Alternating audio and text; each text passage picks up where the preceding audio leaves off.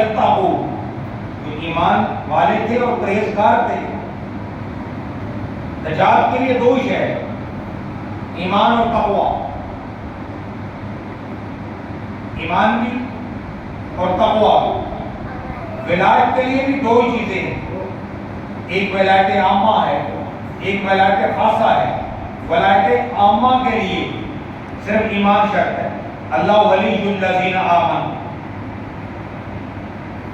ایمان خاص، ولایت خاصہ کے لیے دو شرطیں ہیں، الذین آمنوا وکانوا یتقون، ایمان اور تقوی۔ جس نے کلمہ پڑھا لا الہ الا اللہ محمد رسول اللہ، وہ ولی تو ہے، ولایت عامہ ہے، لیکن عرف میں اسے ولی نہیں کہتے۔ جس آدمی کے پاس کوئی آج 100-200 ہو، پیسے تو اس کے پاس ہیں، اسے مالدار نہیں کہتے۔ جس کے پاس $2000 ہو، کہتے ہیں یہ مالدار، لیکن انکار اس کا بھی نہیں۔ جو ایماندار ہے اسے ولایت عامہ حاصل ہے۔ ولایت خاصہ کے لیے ایمان اور تقوی، الذین آمنوا وکانوا یتقون، الا ان اولیاء اللہ لا خوف علیہم ولا هم یحزنون۔ ولی ہے کون؟ الذین آمنوا وکانوا یتقون۔ یہ جملہ کہیں سے یاد رکھ لینا۔ درود پاک پڑھنے کے لیے شیخ القرآن ہونا شرط نہیں ہے، ایماندار ہونا شرط ہے۔ یا ایھا الذین آمنوا صلوا علیہ وسلموا تسلیما۔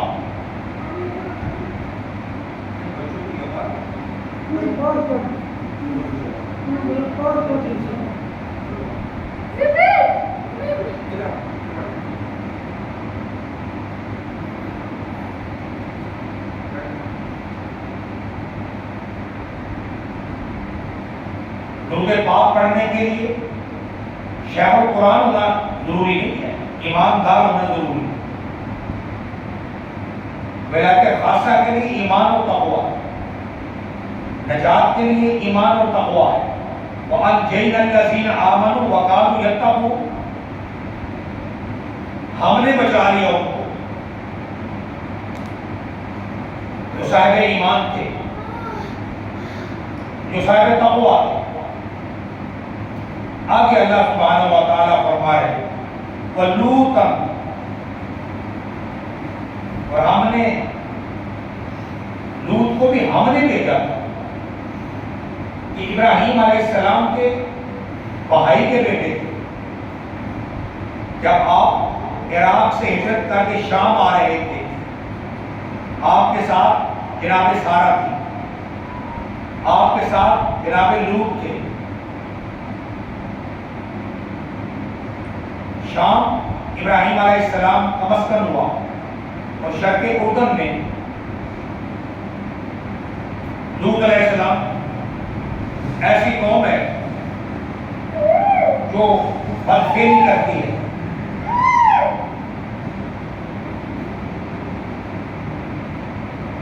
ڈاکے مارتی ہے۔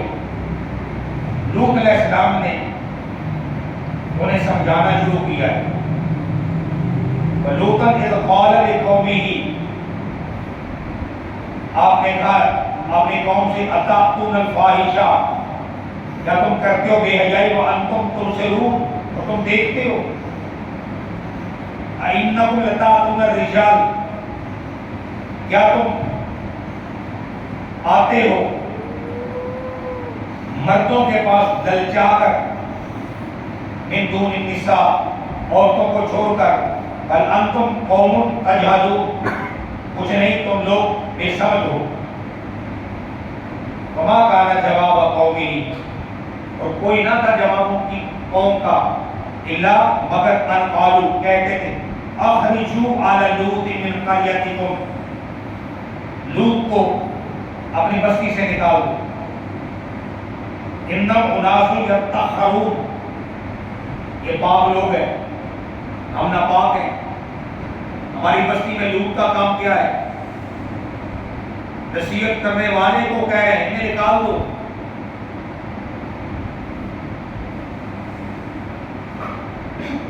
جب اللہ تعالیٰ کو منظور ہوا، اللہ تعالیٰ نے جبرائیل کو بھیجا، ساری بستی کو، انسانوں کو، جانوروں کو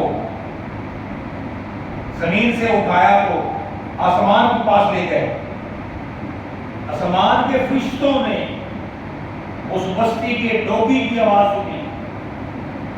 یہ آواز کہاں سے آئی؟ اوپر سے پلٹ مارا، زمین پہ پھینکا. اس لیے الٹا کیا، الٹے کام کرتے تھے. آج ڈیڈ سی وہی قوم لوط کا عبرتناک انجام. وَأَنْجَيْنَاهُ وَأَهْلَهُ، ہم نے بچا لیا لوط علیہ السلام کو اور آپ کی اہل کو. إِلَّا امْرَأَتَهُ، مگر لوط کی بیوی وہ کافرہ تھی، قوم سے ملی ہوئی تھی. قَدَّرْنَاهَا مِنَ الْغَابِرِينَ، وہ کر دیا ہم نے اس کو رہ جانے والوں میں. وَأَمْطَرْنَا عَلَيْهِم مَطَرًا، اور برسایا ہم نے ان پر ایک برساؤ. جو کیا برا برساؤ تھا، ان ڈرائیو ہوگا. وَقُلِ الْحَمْدُ لِلَّهِ وَسَلَامٌ عَلَىٰ عِبَادِهِ الَّذِينَ اصْطَفَىٰ. ابھی کہہ دو الحمدللہ، تمام تعریف اللہ کے لیے. ایک معنی. دوسرا معنی، گزشتہ انبیاء ان کی قوموں کا حالات بیان کر کے کہا حبیب آپ کو الحمدللہ دنیا کے عام عذاب سے آپ کی امت کو معمول رکھا ہے. آپ کی امت پہ ایسا عذاب نہیں آئے گا کہ ساری قوم ختم ہو جائے. کبھی کبھی تنبیہ کے لیے، کبھی کبھی کہیں کہیں عذاب آئے، لیکن عذاب عامہ سے آپ کی امت کو محفوظ کر دیا گیا. ابھی کہو الحمدللہ، تمام صفات الوہیت اللہ ہی کے لیے.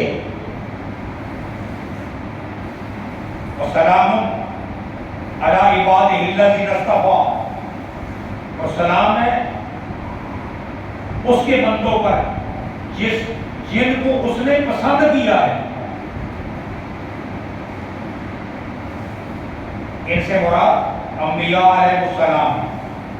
قرآن میں دوسری جگہ کا سلام علی المرسلین، یاسین والقرآن الحکیم انک لمن المرسلین. اور کہیں کہا سبحان ربک رب العزت عما یصفون وسلام علی المرسلین. سارے مرسلین پہ سلام ہو. خطبے کے آداب بیان ہو رہے ہیں. خطبے کا آغاز اللہ کی حمد سے ہو، مرسلین کے سلام سے ہو. الحمدللہ وسلام علی عبادہ الذین اصطفیٰ.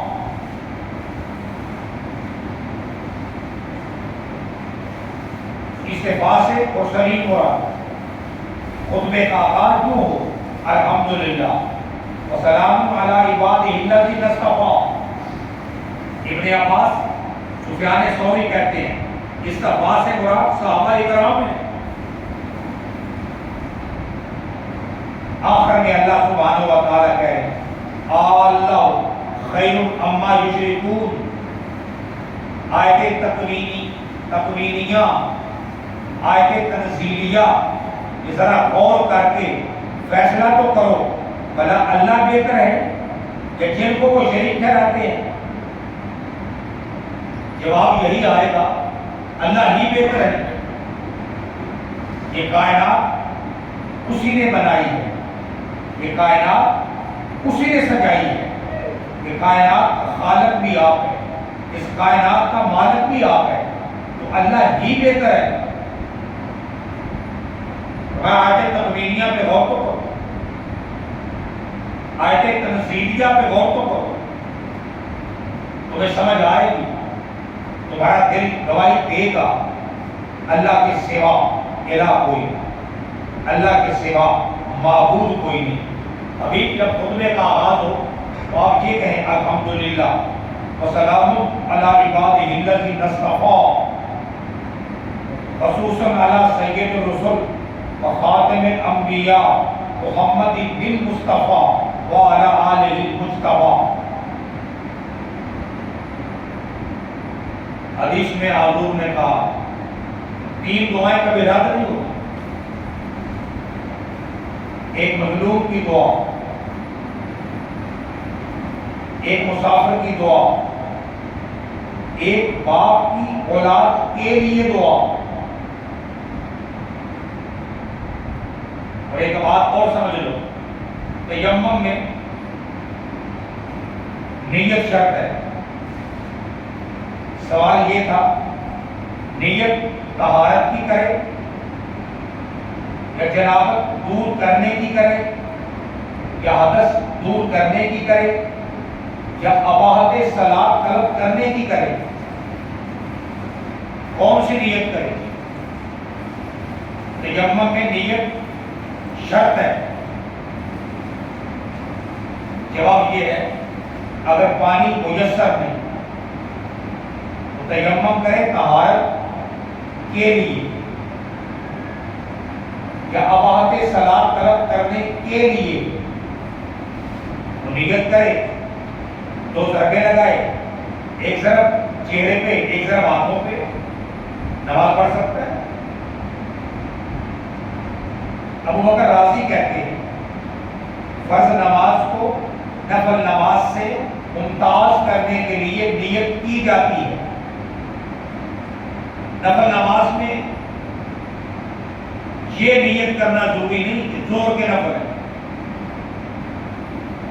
2 رکعت نماز نفل اللہ ہو، لیکن فرض نماز میں یہ نیت کرنا لازم ہے کہ 4 رکعت نماز ظہر ہے، یہ 4 رکعت نماز عصر ہے، یہ 4 رکعت نماز عشاء ہے، وقت کا تعین لازم ہے۔ اور وتر کی نماز کی نیت یہ ہے کہ 3 رکعت نماز وتر واجب اس پوری رات کی۔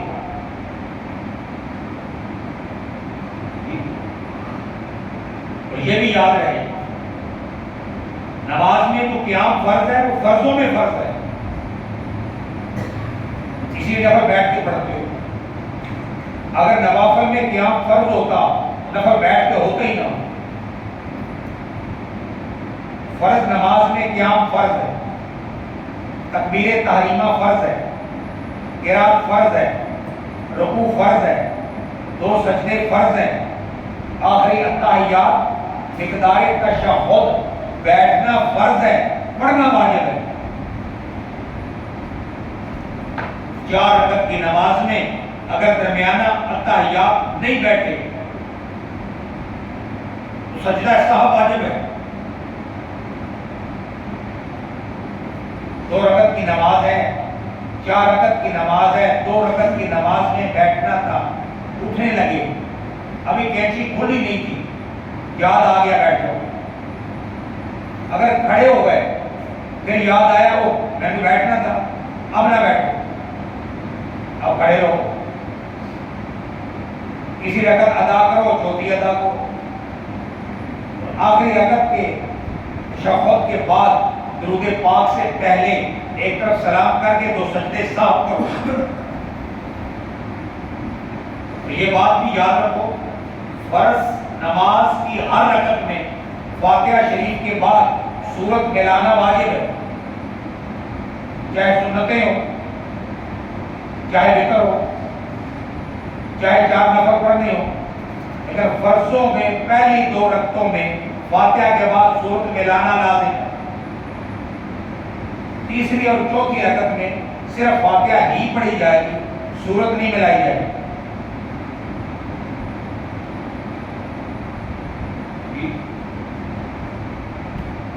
اور جو آدمی عشاء کی نماز سے پہلے 4 رکعتیں پڑھے تو یوں سمجھے جیسے میں نماز تہجد ادا کر رہا ہوں، اور جو عشاء کی نماز کے بعد 4 رکعتیں ادا کرے، 2 سنت 2 نفل، وہ یوں سمجھے جیسے لیلۃ القدر میں نماز پڑھ رہا ہوں۔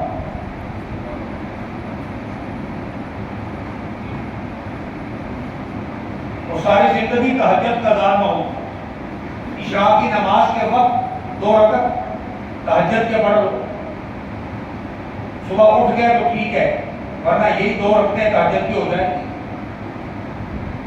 حضور نے فرمایا نماز تہجد پڑھا کرو۔ تم سے پہلے لوگ جو متقی آئے ہیں ان کا یہی طریقہ تھا، اور ہر رات اگر رات ڈھل جاتی ہے اللہ سبحانہ و تعالیٰ اپنی شیان شان آسمان دنیا پہ ہوتے ہیں اور آ کر کہتے یہ ہے کوئی مانگنے والا ہم سے مانگ لے۔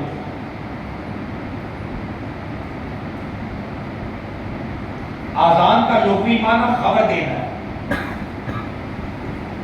اور اصطلاحی معنی الفاظ مخصوصہ کے ساتھ اوقات مخصوصہ میں نماز کے وقت کی خبر دینا آذان ہے۔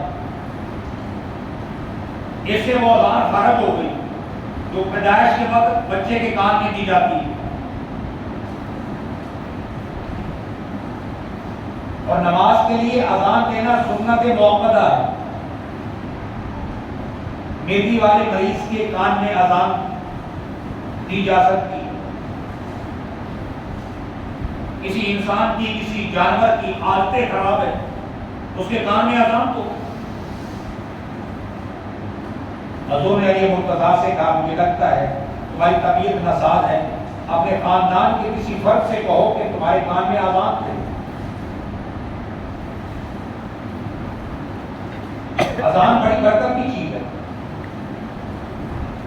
رسول اللہ صلی اللہ علیہ وسلم جب معراج پہ تشریف لے کے گئے تھے، مقام قرب میں گئے، ایک فرشتہ دیکھا، الفاظ اذان کے الفاظ کہہ رہا ہے۔ ابراہیم سے پوچھا یہ کون ہے؟ فرمایا یا رسول اللہ یہ میں نے پہلی دفعہ دیکھا۔ اس نے کہا اللہ اکبر، اللہ اکبر، پردے سے آواز ہے آنا اکبر، ہم بڑے۔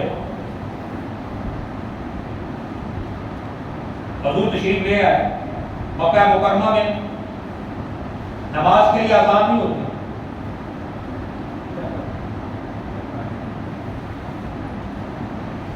مدینہ منورہ میں آئے، حضور نے صحابہ اکرام سے مشورہ کیا، اور یہ مشورہ کرنا مسنون ہے۔ اپنے دنیاوی کاموں میں اپنے بڑوں سے گھر والوں سے مشورہ کر لینا چاہیے، اس میں برکت ہوتی ہے۔ کئی باتیں چھوٹے سمجھا جاتے ہیں، ہر آدمی سمجھتا ہے میری عزت ہے، فیصلہ حضور اپنا ہی فرمایا کرتے تھے، لیکن مشورہ مانگا کرتے۔ بعض اوقات مشورہ مان بھی لیا کرتے۔ حضور نے فرمایا کہ نماز کے لیے بلانا ہے، مشورہ تو یہودی جو ہے وہ عبادت کے لیے یا آگ جلاتے ہیں یا سنگ بجاتے ہیں، عیسائی جو ہے وہ ناقوس بجاتے ہیں، فرمایا یہود و نصارہ کی مشابہت نہیں کرنی۔ تو نماز میں پڑھ رہے ہیں صراط الذین انعمت علیہم غیر المغضوب علیہم ولا الضالین، مانا یہ اللہ یہودی نہ بن جائے، اللہ نصرانی نہ بن جائے، یہ مانا ہے۔ مغضوب سے مراد یہودی، ضالین سے مراد نصارہ ہے۔ کم از کم سورہ فاتحہ کے معنی تو یاد کر لو، ایک ہی شے مانگی ہے فاتحہ میں، اہدنا، اہدنا، اللہ ہمیں راستہ دکھاؤ۔ راستے دیکھنے کے لیے تھوڑے ہوتے ہیں، وہ چلنے کے لیے ہوتے ہیں۔ 80 سال کی عمر ہے، آپ بھی کہہ رہے ہو راستہ دکھاؤ، تو چلو گے کب؟ اہدنا، دکھا پلس چلا برابر اہدنا۔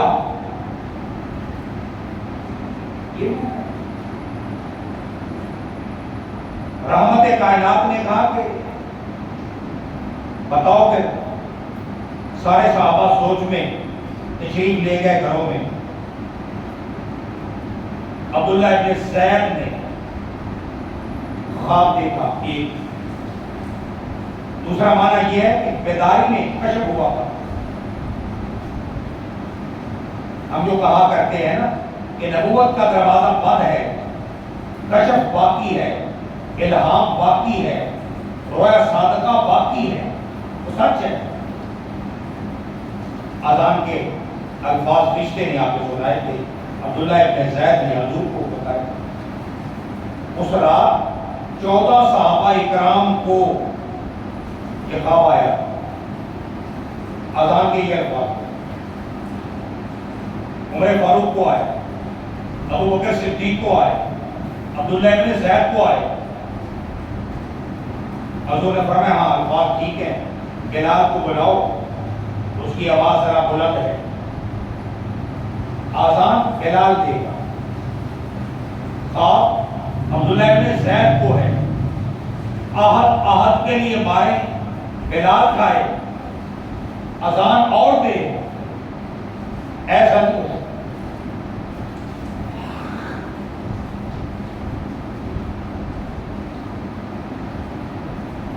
رحمت کائنات کے وقت مسجد نبوی کے مؤذن حضرت بلال عبداللہ ابن ام مکتوم ہے، مکہ میں ابو محذورہ ہے. اذان دیا کرتے. رحمت کائنات نے کبھی نماز کے لیے آپ اذان نہیں دی. جب حضور کہیں گے حی علی الصلاۃ تو نہیں آئے گا تو امام سے جائے گا. حضور بلا رہے ہیں نماز کے لیے آ جاؤ، فلاح کے لیے آ جاؤ. حی علی الفلاح تو اپنے آڈیٹوریم کے نام الفلاح رکھے، سینموں کے نام الفلاح رکھے. انہیں حی علی الفلاح کا معنی کیسے سمجھ آئے؟